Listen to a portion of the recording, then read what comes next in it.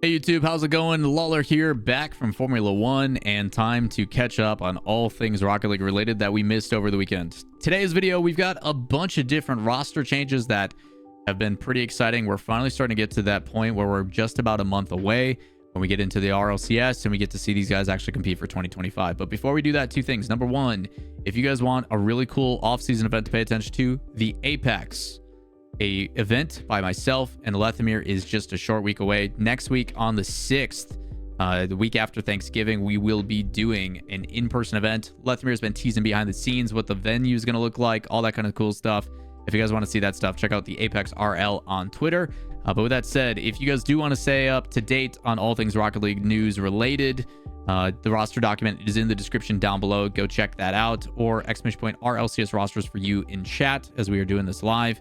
Appreciate you guys tuning in and joining with me. If you guys are watching and enjoying the content online, hit like, turn subscribes, all that stuff, all the notifications on. It's greatly appreciated. Or stop by the Discord. Makes it really easy to stay up to date. Eventually, I will remember to put Discord link up in this document because I always forget to. Either way, with that in mind, we're going to keep you guys up to date on what is actually going down. And the first one is going to have to do with the GenG team. They do downsize their costs and bring in a formidable team in the RMC guys that are headed to FIFA E. It is Ruddles, Magic Bear, and Cheese. Cheese originally was kicked off. They were trying to find an alternative. Chronic ended up going to the FKLJ team.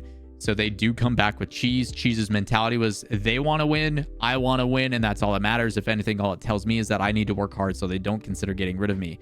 I will say the thing I'm happiest about is they do manage to keep both their coaches. Both Greg, who's fantastic and a good spokesperson for the game, and Kevpert, who is the unsung hero. If you guys don't remember from his Lights Out days, Kevpert is the giga brain when it comes to the strategy of this team and the things that he puts in. He's a very big proponent in a lot of different teams. And this team sticking together has shown improvement during the offseason. So glad to see. We never got to see the shift playoffs, but we did see them perform admirably throughout. There's been some offseason events they've done okay. And now we get to see them play in international water as well and see how they do there. But with that in mind, GenG does have a big conversation piece with them. We'll be talking about their owner, Arnold, on the Chalkcast, and talking about his insights on some things as well. But up next, we do have Endpoint saying goodbye. Obviously, Endpoint's been in the space for a really long time. They did release 2 of their players and now have released both Andy, their coach, and Toxic, one of their players as well. Pete, who is their COO, their chief operating officer, very similar to Jeff of Resolve, who we talk about a lot. Basically talking about how they have to change their approach. I'm going to make this a really easy conversation. Orgs need to stop relying on sponsorship dollars to fund a team. Pretty straightforward. It's the same for all of them. All these organizations are like, we have to change our focus. We have to shift the way that we're doing things, and we need to reevaluate our approach. It's because you're relying on third-party partnerships to pay for your stuff. If you guys had a profitable business or verticals that generated revenue, and then you used your marketing team, which is your esports org, to promote said business, might make a little bit more sense. Again, the orgs that figure it out are going to be very successful in 2026 when things start to balance out. The ones that are still trying to figure it out may disappear and go away altogether. But same song and dance as every other organization. Got to change how they approach things. So Endpoint is gone. Sucks to see because they've been around for a really long time. Next, we've got some confirmations. And did I jump the gun? I did jump the gun. First thing we do have, because Toxic is now a free agent and no longer with Endpoint, he is joining Cash and Smoke's former Monkeys slash what was their team? Misfits, and then who else did they become? Either way, they've gone through a bunch of different iterations of what that team was. But it is now Toxic, Cash, and Smokes, Andy, as well as their coach, coming together. A team that could probably upset quite a few people. I think this team has potential of top 8. Past that, I don't know what it's going to look like. Not only historically for some of the results that have performed, but I do like this team more than what Resolve was at the tail end of last year. I think this team's got a lot of talent potential. I think Smokes is still pretty underrated. A lot of cool things. Will Cash rock the dominance? We'll have to wait and see. Either way, a lot of potential, a lot of talent on this team. Can they put it together for 2025? We'll have to wait and see. Next, we do have Chicago. This one is actually a pretty unique circumstance. For those that do not know, Nolly and Kofor were pretty much guaranteed locked as a duo, but Nolly's visa has ran out. Not due to any other weird circumstances, but simply because the way that the law works, you can only stay in the United States on a work visa for X amount of time. Just like apparently Jack, he had to go back home. And the only way that they can then come back is if they reacquire an updated visa for work for like 2 years or whatever it may be. So because of that, He's like, Kofor, you've got to try out and find some new things. Now he goes back to Europe, and Kofor's like, I'm a free agent. I'm looking for anything. And the Huckster Chicago duo is probably one of the best ones out there. So Kofor aligning with a pretty stable team, a really exciting team, especially if Chicago shows that world championship level of performance. And they're bringing in Fireburner as the coach. Now that he is no longer with NRG, that is the situation that has provided, because Sad Jr. is picking up the LJFK situation. So we have Huckster Chicago Kofor with Fireburner at the helm. Now, Kofor, many people think is a new kid on the block, and you see that from my chat. I don't think you guys can see it on this video. Kofor is not a new kid on the block. He has been competing since he was 15. He has been in the RLCS circuit for quite a while. The difference, though, is mentally he has matured a bit and has understood, like, I've got to put in the time and the effort. And we've seen his ascension throughout the leaderboards. And because of that, he's getting that type of attention. So you do still have some RLCS experience, which I think is good for Kofor. But the seriousness that is being taken is going to really help them elevate themselves. So very excited to actually see this team. I think this could be potentially a consistent top 4 roster based upon what they have. I think this team's pretty underrated. I actually like this team a lot. Here's to see how they play out. Are they going to be able to find an organization? That is a whole different story, because not many, I think, are going to have one. So a lot of potential with this roster. A lot of expectations for me with this roster. We'll see how they play. Very excited for it. Next, we do have some rumors coming from Achilles and Archie Joyo. We've been talking, is it Rise? Isn't it Rise? There's been conversations about Rise saying he never wants to team with Archie again. We don't know how that's going to go. But we do have Archie and Joyo coming together and potentially bringing in Oli, former teammate that was actually kicked from the former Oxygen team. Whether that will have some bad blood or not, we don't know. But the conversation of the Super Ole roster being with Nas now going to the Itachi Oski situation. Oli and Yoris need to figure out what they want to do. And realistically, go with the best team available. Go with the one that has the most finesse. We'll talk about Yoris here in a second.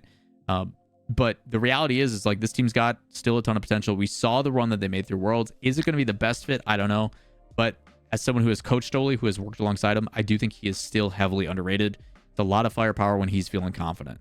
Will that work out or not? I do not know. Potential organization in the coming weeks. Also follow up with that because we just mentioned it. We don't know what the situation is with Rise. We've been pretty quiet on Rise during this offseason. Don't know if he's going to go to Dignitas. Don't know if he's going to find something that we are unsure about. Maybe he pairs with some new young talent like the Matzers or the Mozzarellas or the Eugens or something to that extent, as he does have experience with the Frenchies. Don't know how that's going to play out. On the other half of this duo, we have to talk about Yoris. Where I personally think Yoris is going to go is very likely to Dignitas. I think he's got probably one of two options. He's either going to go to Yoris with Dignitas, with Jack and Stizzy.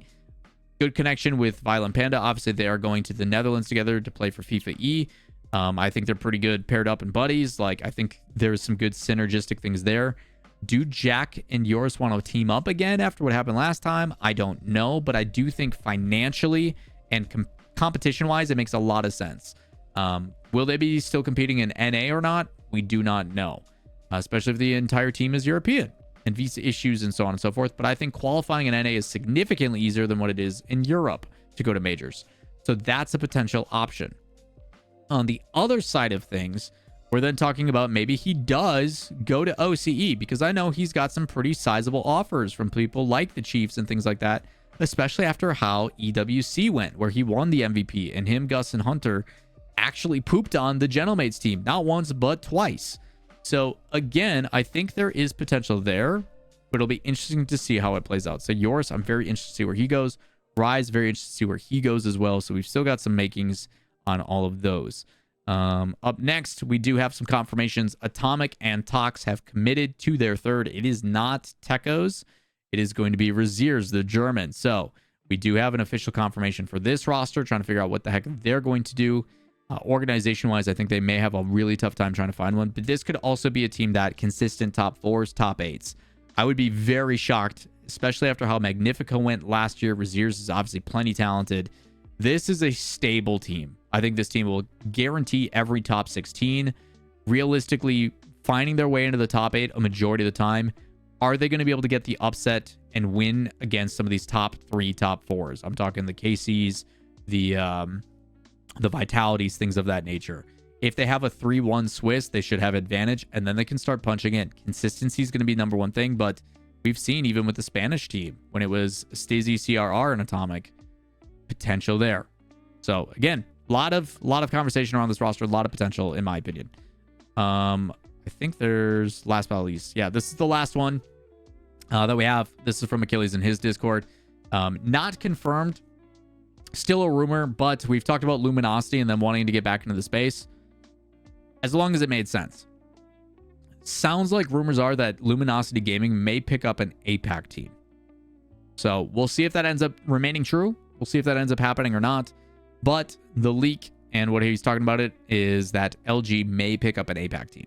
Again, orgs, and going back to it, want to be involved in Rocket League. Orgs definitely want to be in the esports side of things because there's a lot of opportunity for sponsorships with Rocket League. Being E for everyone, no violence, no guns, no nothing, no terrorists, counter-terrorists, all that kind of stuff, which is great for them. There's some definite sponsorship opportunities and marketing opportunities that can happen there.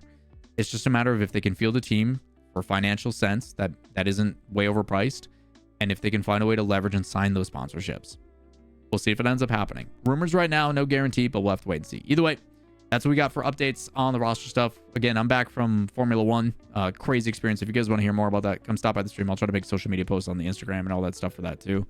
But the reality is like we've got a lot of stuff to do before the Apex hits. If you guys want more details, Apex RL on Twitter, or stop by the stream. I'll be streaming all throughout the week.